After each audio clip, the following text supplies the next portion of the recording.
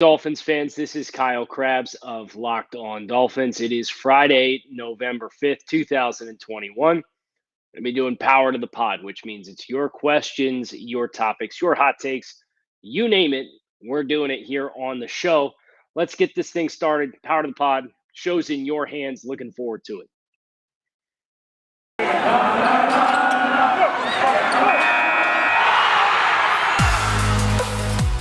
You are Locked On Dolphins, your daily Miami Dolphins podcast, part of the Locked On Podcast Network, your team every day.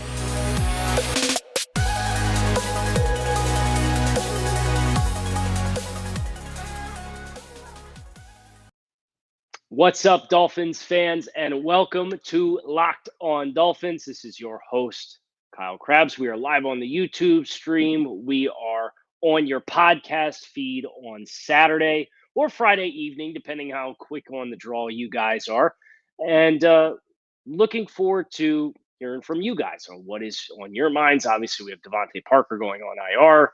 We have the Odell Beckham departure from Cleveland, and whether or not that would make sense for the Dolphins. There's been some evolving dynamics from an economic standpoint. We're announcing the winner of the ticket giveaway. And of course, your comments in the live stream, your 5-star reviews of the show.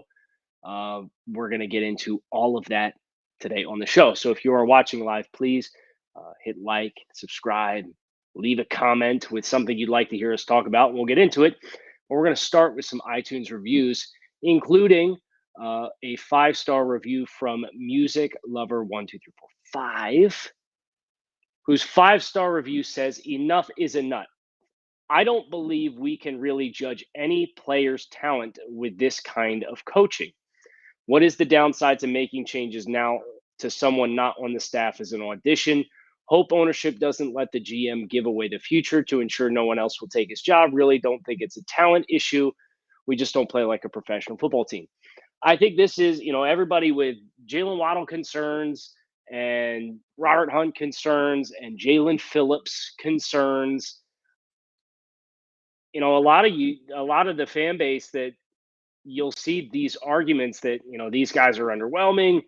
But at the same time, like, a lot of the fan base is still very supportive of Tua Tagovailoa, and understanding the situation that he's in is not putting him in position to be successful. So it can't just be Tua who's not being put in a good position to be successful, especially when you see so many other struggles across so many other different layers of the team. I agree with you personally. I think it's really hard to get a gauge. These are all physically talented players that the Dolphins have brought in. Some of them, like, my expectations for Austin Jackson that he's going to figure it out and turn it around, that's fairly low. But the guys that they got in here this year, Jalen Phillips, Jalen Waddle, Javon Holland is playing at a high level. We're still waiting for some of the splash game-changing plays. But nevertheless, it's really hard to get a feel for what these young guys are. And this was by design by the team. And ultimately, at the end of the day, that is, in my opinion, a responsibility of Brian Flores with his inexperienced coaching staff that he has put and surrounded himself with. Next one comes from Kurt Millions, 5-star view. Kyle, I'm looking ahead here, as we are all at this point. I'm a diehard Dolphins fan, but my blood is red and black for the Georgia Bulldogs. If you had 2 people from Georgia to draft, who would it be? This is a very good question because Georgia's loaded with talent this year. I don't know if you guys are big college football fanatics or not, but the Georgia defense probably has like 20 NFLers just on defense this year. I would love to have Jordan Davis. It's probably a little redundant with all the interior guys that you've got up front. Nakobe Dean, the linebacker. Jordan Davis is a nose tackle. Nakobe Dean, the linebacker, is a blitz weapon. Kind of think like Sam McGuavin. I think a high-level version of that kind of player would really splash, and I'd really love to have George Pickens at wide receiver, provided that he's healthy. So that is the 2 guys that come to my mind first and foremost. Live question from Ryan.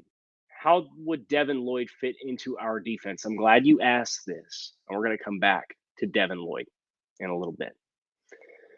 Dolphin Brian, 5-star review. I'm going to get to the live comments second. I'm not forgetting you guys. I just want to knock these reviews out. Dolphin Brian just started listening after David from the 5-6 Kings podcast mentioned Kyle Krabs on one of the recent podcasts. I'd always been disappointed in other Dolphin shows. Kyle seems to actually know what he's talking about. Sorry, it's a longer one. I got to open up a tab. Brian, you didn't leave a question, man. I wouldn't have read this if it was just going to be a compliment, but thank you very much. That's very kind of you. Let's see. We have one. Oh, we do have one. Everybody raise your glass. We're going to pour one out for Blood Axe 99, who left a false advertising 1-star review of the show.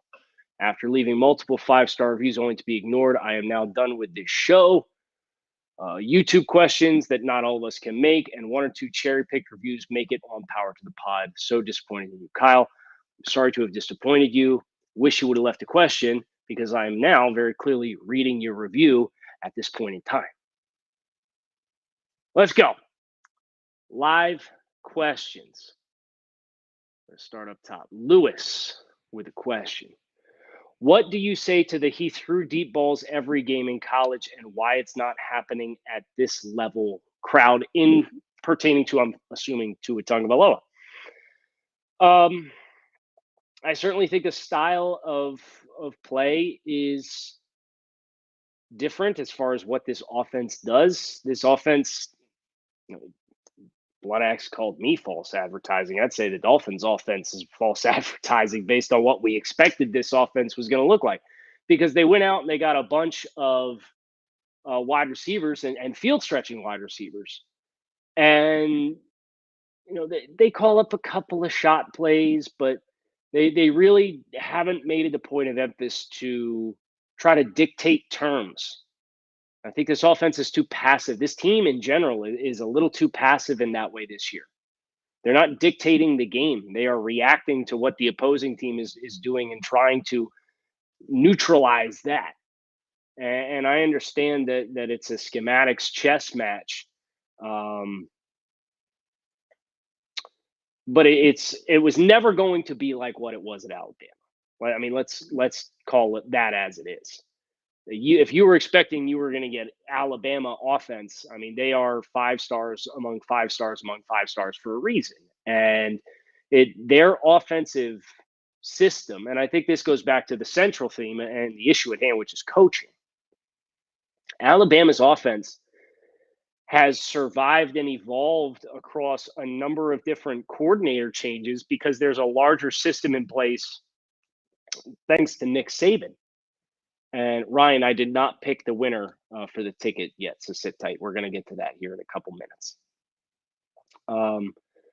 I would like to see Tua be more aggressive down the field. I think about the game against Buffalo. I was waiting for one spot throw against cover 1 or one high safety or anything, whether it was 0.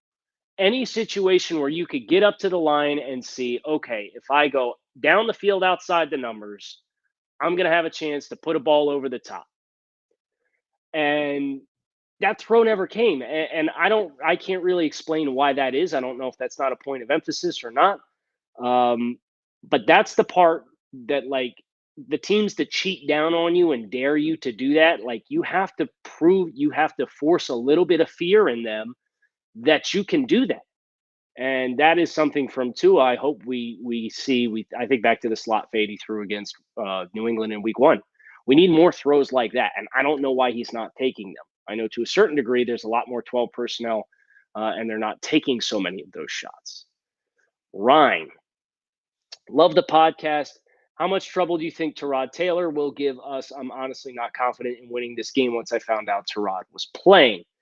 I think 10 touchdowns to 0 interceptions. I know some of that came with Buffalo, and Buffalo's kicked their butt for a while now. But mobile quarterbacks have traditionally given Miami a hard time. I think where Miami does have an advantage is they should have a talent advantage versus the Houston wide receivers. I'd be very surprised if they're able to create a lot of space. I would like to see Miami in this game play some more zone so your eyes are not on receivers and away from the quarterback, but your eyes are on the quarterback and you're looking down to the quarterback so you can see and identify when those opportunities are there when he's going to run and get outside the pocket and react accordingly. So this might be a little bit more zone heavy game than what it would have been if Davis Mills was playing. It's going to be, anybody who thinks the Dolphins are going to roll in and steamroll anybody, they got to earn that trust back. And that feels like it's a really long ways away. I'm not going to lie. I don't know how to say your name. Zweezy gets wins. Why does our offensive coordinators think it's smart to constantly have receivers routes converge less than 5 yards apart from each other against Buffaloes? There was a bunch of instances. It's been there all year.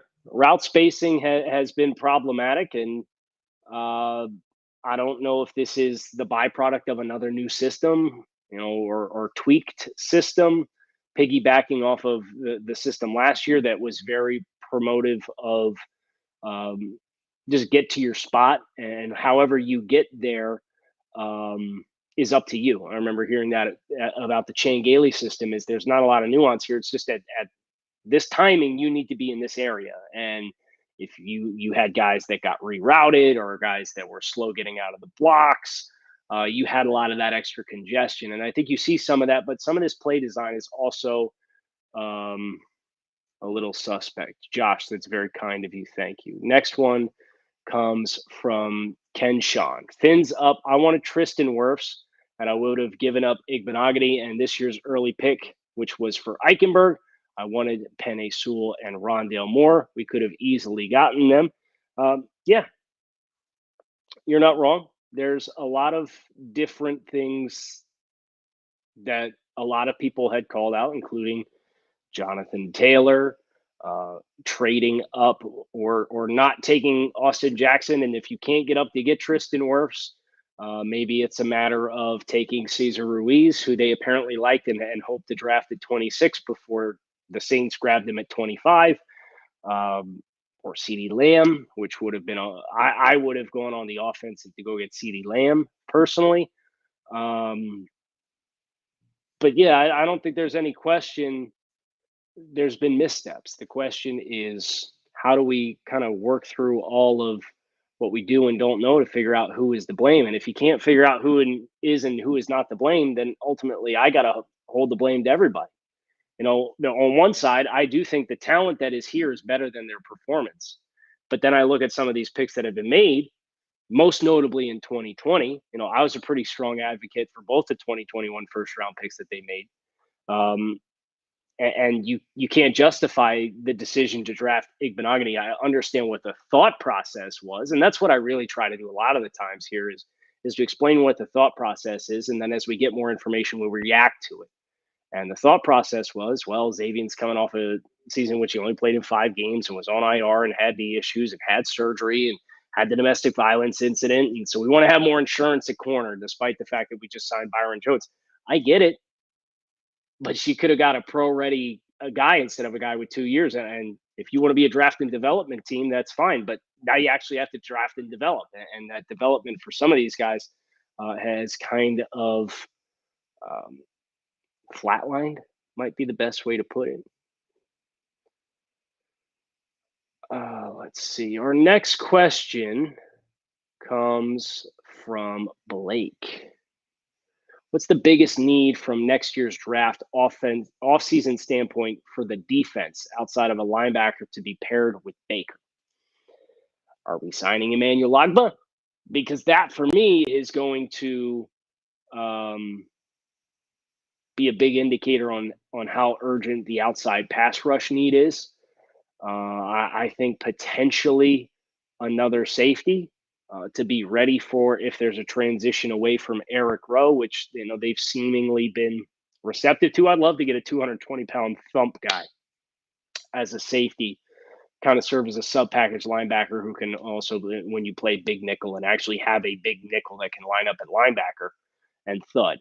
But when we did the roster assessment and we looked at, where are the long-term building blocks of this roster, there's a decent amount of talent on the defensive side of the ball with Wilkins and Davis and Sealer and Agba, assuming he gets a contract extension, and Baker and Holland and maybe Brandon Jones. And it's kind of hard to put Byron Jones and Xavier Howard in that bucket because their age getting close to 30 and the cost that's associated with those guys. But even without those two corners, which are probably your two most physically talented players and productive players on defense, you got a lot of talent on defense.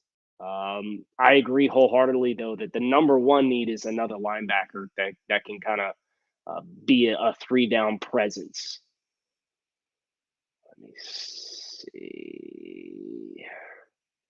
Yeah, Zach. Everybody's down on Phillips right now. Kyle, what are your thoughts on Jalen Phillips? I think he's been fine. That would be the word I would use to describe Jalen Phillips is fine. I would love to not see him dropping in coverage 10 times a game like he did against Buffalo. I would love to see them get a little bit more aggressive. A lot of and what Dolphins fans have to remember is that this defensive system is not one that is just go get the quarterback.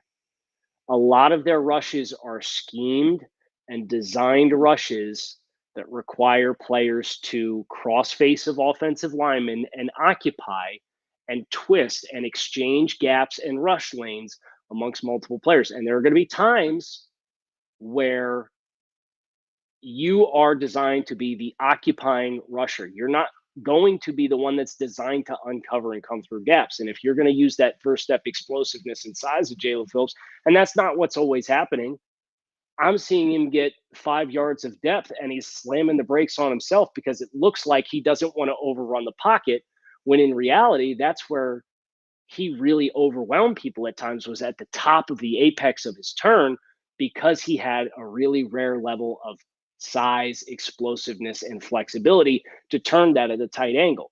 He's not doing that, and I feel like part of that is because of the design and the ideology of this defense, which is to occupy, stay in your rush lanes, don't get out of your gaps. We heard Brian Flores, and it was more so about the run, but it does apply to the pass rush as well. After the Raiders game, guys trying to do too much, and then they get out of their responsibility, and that's when plays break down. He's been fine. Has he been an absolute slam dunk? No. He physically looks the part. You could tell he's thinking a little bit too much. But go back and watch him at Miami and understand that they played a different mentality of defense when they rushed the passer. And if you were to put him in a 4-man front right now and put him in a wide 9 and say, hey, man, use that first step explosiveness and go. And we don't care if you get 3 yards behind the quarterback. Just come back to it when you get past him. I'd love to see what that looks like. Ultimately, it is the responsibility of the coaches to find the best utilization of the players. And he's been really good against the run, too. I think that's been overlooked. He has been very, very effective against the run. Chris, Kyle, will we make the most out of what's left, or will this team lose on Sunday and fold like a cheap suit? And we'll be looking for all new everything next year. I'm kind of at the point where, I'm probably going to be advocating for changes regardless, like wide sweeping changes regardless. And it comes back to, I don't know how you fix the perception of the Dolphins offense with the hardship that they have had in hiring an offensive line coach and an offensive coordinator with this regime. And Chris Grier is the guy who chose to hire Brian Flores. And Chris Grier is the guy who made the picks. At the end of the day, his name is on those, just like everything that happens on the field that's undisciplined, Brian Flores has to wear because he's the head coach. At the end of the day, missed picks, that is the assignment of Chris Grier. Ohio John, what's been going on with Andrew Van Ginkel this season? Have you pinpointed where he is struggling? I think they put him in too big of a role, to be honest. Van Ginkel, he's a 245 kind of guy, and there's a lot of times where you'll see him up on the line of scrimmage as a hybrid linebacker, kind of playing the Van Noy role, and I just don't think he's really physical enough to shine there.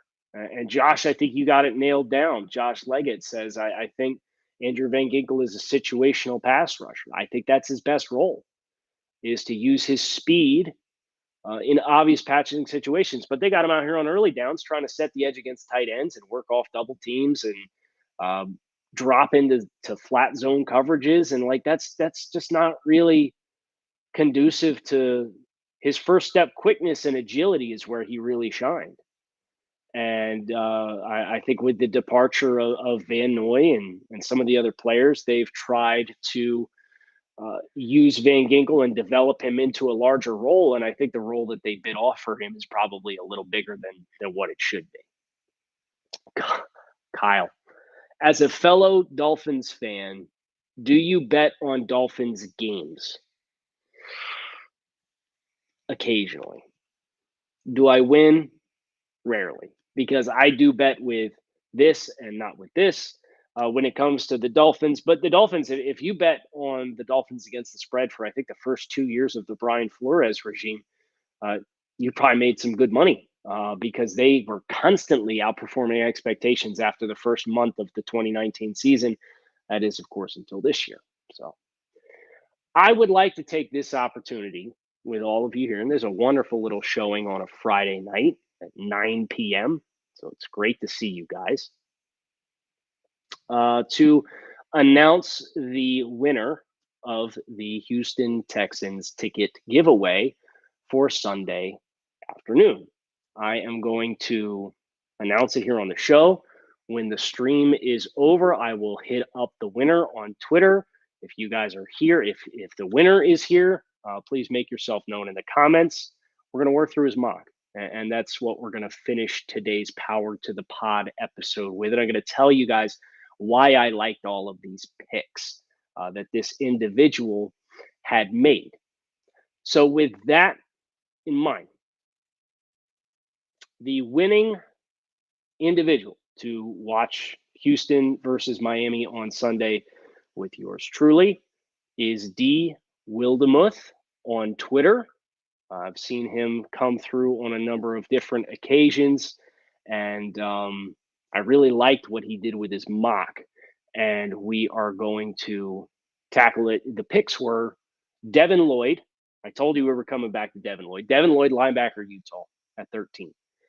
Running back Kenneth Walker III from Michigan State at 35. Defensive end David Ojabo at 99. Offensive tackle Bernard Raymond from Central Michigan at 105. Interior offensive lineman Alec Lindstrom from Boston College at 123. Clemson wide receiver Justin Ross at 145. Indiana cornerback Tywan Mullen at 179. Kentucky running back Chris Rodriguez Jr. at 194. TCU wide receiver J.D. Spielman at 233. And quarterback Taulia Tagovailoa, Maryland, at 246. So I love the Devin Lloyd pick for Miami. If you're not familiar with Devin Lloyd, he's 6'3", 6'4", long, 240 pounds, and he's making splash plays all over the field for Utah. Utah, I think they play tonight, actually, at like Friday night, not Saturday when you guys are listening to this if you're on the podcast feed. But tackles for loss, sacks, coverage, forced fumbles. He is all over the place. He is a dynamic 3-down linebacker with size and mass. And that is the concern with Jerome, is if you ask Jerome to do too much and get up into the line of scrimmage and simultaneously try and stuff the run and simultaneously try and play out in space, and you ask him to do all of these things, inevitably, much like with Andrew Van Ginkel, you're going to be putting him in reps and situations where he's going to be going up against bigger bodies than what he probably ideally should be. And Devin Lloyd, I think, he's explosive. He's a good tackler. And assuming that this regime is back, this is the kind of linebacker that you can pair and complement, and he could still be making plays in space. So If you're watching here on the YouTube stream, stay up. Watch Utah tonight against Stanford and watch Devin Lloyd on defense because he is a player and a half. Speaking of player and a halves, Kenneth Walker III, running back Michigan State, he's in the running for the Heisman this year. He's having a phenomenal season. This is a 5'11", 210-pound running back transfer from Wake Forest. Wake runs this really wonky RPO type shotgun mesh point where they really ride out the mesh point for extended periods of time. It's an unorthodox rushing style. And he's gone to Michigan State and really taken advantage of opportunities to get downhill a little bit quicker, use that power that he has. And for being 210, this guy can bounce around. He can bounce in and out of gaps. He's really good with contact balance. Just a really, really physically impressive player, physically dominant player for Michigan State. And he is the centerpiece of a Michigan State offense that has them. They just dropped 37, I think, on Michigan last week, and they're 8-0, and they're right now in the college football playoff as of the first release. Staying in the state of Michigan for the next two picks, David Ojabo at 99, which was the third pick by our winner for the Houston Texans ticket giveaway, D. Wildemuth. Ojabo is very, very toolsy, very traitsy, explosive. Everybody sees Aiden Hutchinson on defense for the Wolverines, right? But he's going to be going the first 5 picks. Let's be honest. That's a very easy selection for some team in the top 5 picks. But Ojabo, man, I saw a lot of you guys picked Boye Mafe from Minnesota. He was the guy who I saw most frequently when you were making that late 3rd round pick and you were drafting a pass rusher. Mafe was the very popular choice. And Ojabo is kind of the same way in that he's still raw, but really electric off the edge. And he's had some explosive plays. And he's been more productive this year than Mafe, too. Bernhard Raymond, the offensive tackle from Central Michigan at 105, developmental kid.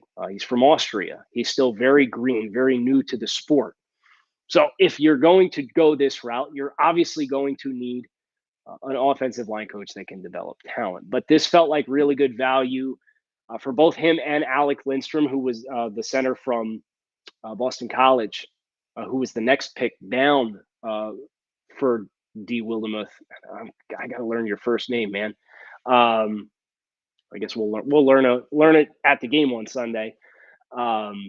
Lindstrom foiled against him is much more polished and pro ready, and I love the fact that this was the range to start, in my opinion, taking offensive linemen to complement what I would advocate for is spending free agent dollars on offensive linemen.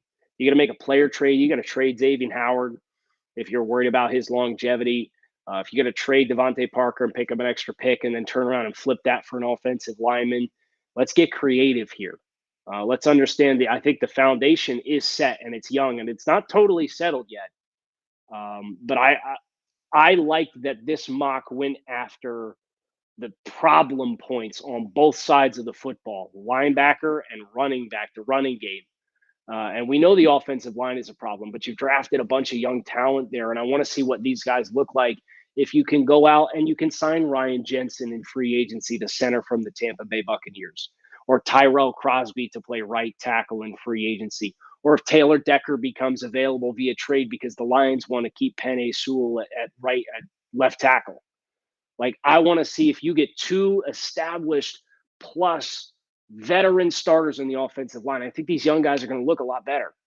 And that's what I loved about you're still getting new opportunities to potentially cover for misses that you've had.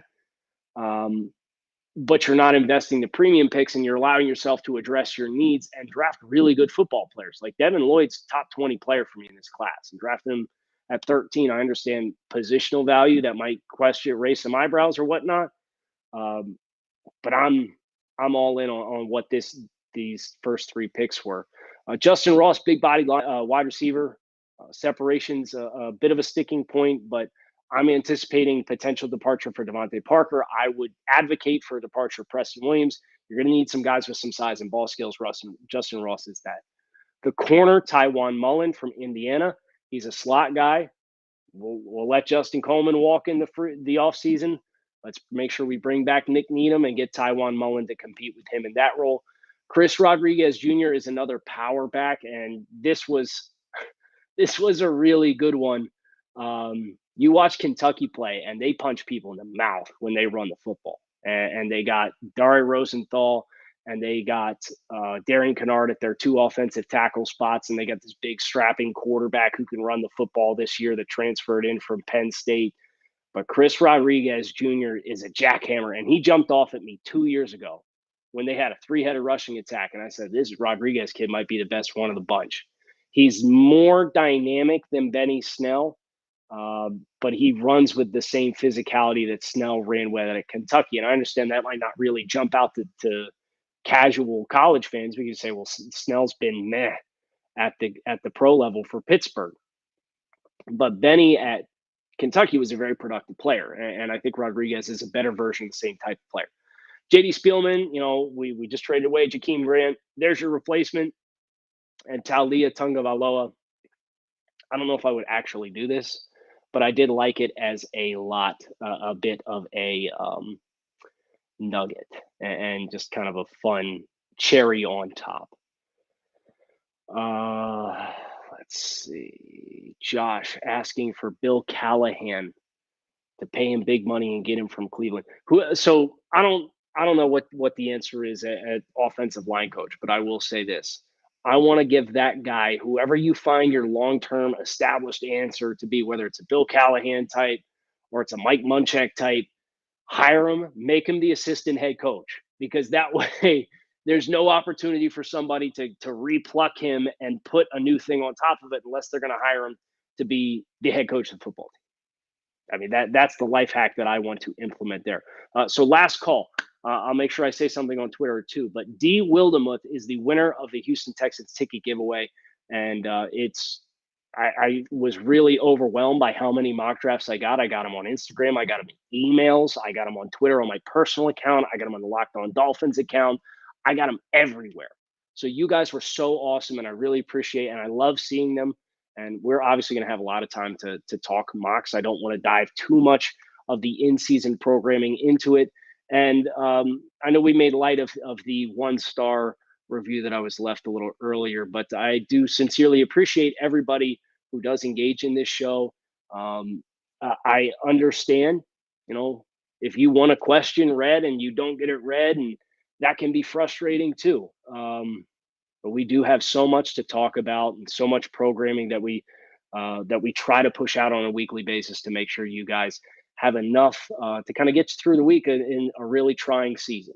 And that's not always easy to get back to everybody. I know I certainly didn't respond to everybody who DM'd me or on Instagram or Twitter or emailed me your mock drafts, but I want you to know I see them, and I'm very thankful for each and every one of you.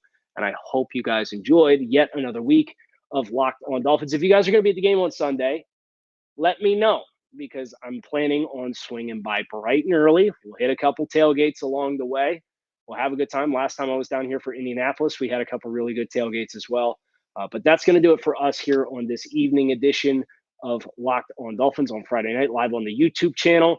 Make sure you hit subscribe, like the video, and if you are listening on the podcast feed, keep it locked in right here on Locked On Dolphins. Thanks as always